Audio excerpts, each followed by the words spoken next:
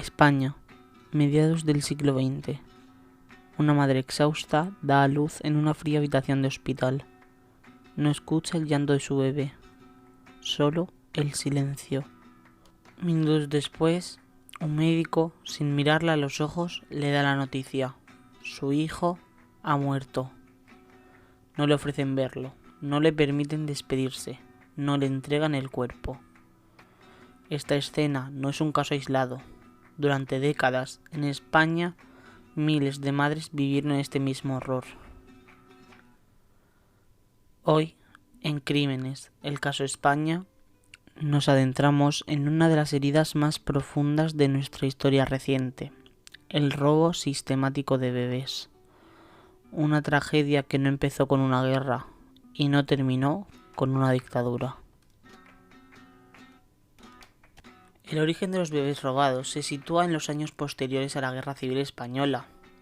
En 1939, Francisco Franco impuso no solo una dictadura militar, sino también una reconfiguración social basada en la ideología nacional católica. La represión no solo se ejerció en el plano político, sino también en el social y en el biológico. Para el régimen franquista, los hijos de las presas republicanas eran una amenaza. Se creía que estas mujeres transmitían ideas peligrosas, comunismo, ateísmo, pensamiento libre. La solución: separar a los hijos de sus madres y reeducarlos en familias leales al régimen. En 1941, un decreto firmado por Franco autorizó al Estado a cambiar la filiación de los niños nacidos en prisión si sus madres no eran moralmente aptas. El objetivo era claro: borrar cualquier rastro de las ideologías derrotadas, reprogramar generaciones enteras. Se calcula que entre 1940 y 1952 al menos 30.000 niños fueron arrebatados a sus madres republicanas. Niños que crecieron creyendo que sus padres biológicos habían muerto o que nunca los habían querido. Este primer gran experimento de robo de niños abrió una puerta que ya nunca se cerraría. A medida que avanzaban los años 50, la motivación ideológica fue dejando paso a algo más crudo: el dinero. El tráfico de bebés en España evolucionó en una red clandestina de compraventa de seres humanos. La situación social lo favorecía. Muchas mujeres jóvenes quedaban embarazadas fuera del matrimonio, algo considerado una deshonra. El aborto era ilegal y la sexualidad femenina estaba reprimida bajo normas religiosas estrictas.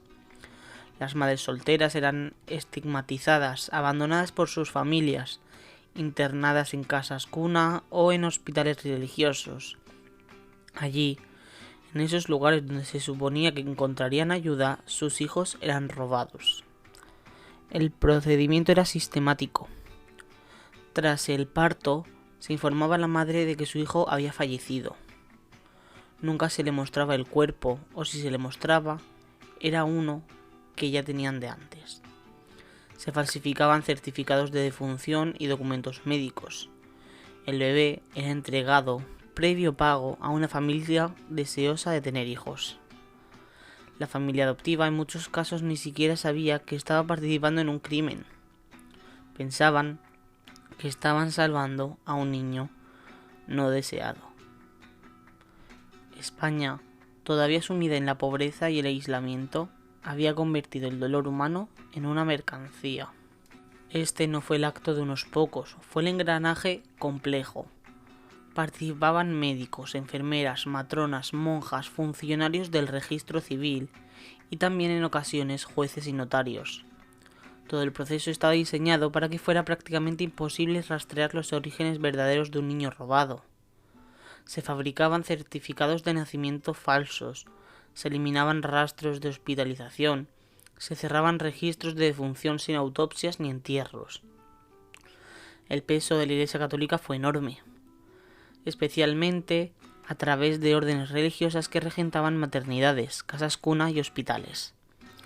El discurso de salvar almas justificaba el arrebato de bebés, a madres consideradas indignas, solteras, pobres o simplemente jóvenes sin apoyo.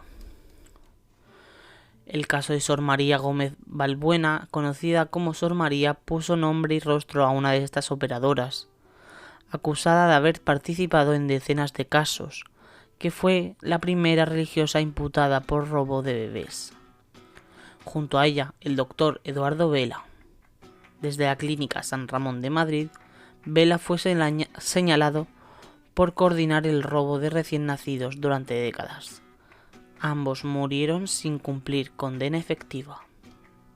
¿Cuántos niños fueron robados en España? La pregunta sigue sin respuesta definitiva. Las cifras oficiales reconocen a más de 30.000 casos en los primeros años del franquismo, pero las asociaciones de víctimas elevan la estimación entre 150.000 y 300.000 bebés robados desde los años 40 hasta bien entrados los años 90. Sí, los años 90. Porque aunque la dictadura terminó en el 75, las redes de tráfico de recién nacidos siguieron operando durante la democracia. Durante la modernización del país, mientras España entraba en Europa, los bebés seguían desapareciendo. Y no hablamos de casos aislados, hablamos de un crimen de Estado, de un dolor colectivo, de miles de vidas arrebatadas. La transición española trajo libertades políticas, sí, pero también trajo un pacto de silencio sobre los crímenes del franquismo. El robo de bebés quedó oculto tras la ley de amnistía de 1977, que impedía juzgar delitos cometidos durante la dictadura.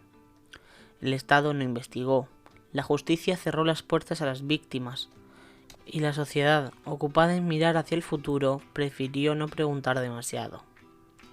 Los hijos, criados en familias adoptivas, crecieron sin sospechar su verdadero origen, el crimen perfecto, porque nunca fue perseguido. En los últimos años 20, el movimiento por la verdad ha ido ganando fuerza. Decenas de asociaciones de afectados luchan por recuperar sus identidades.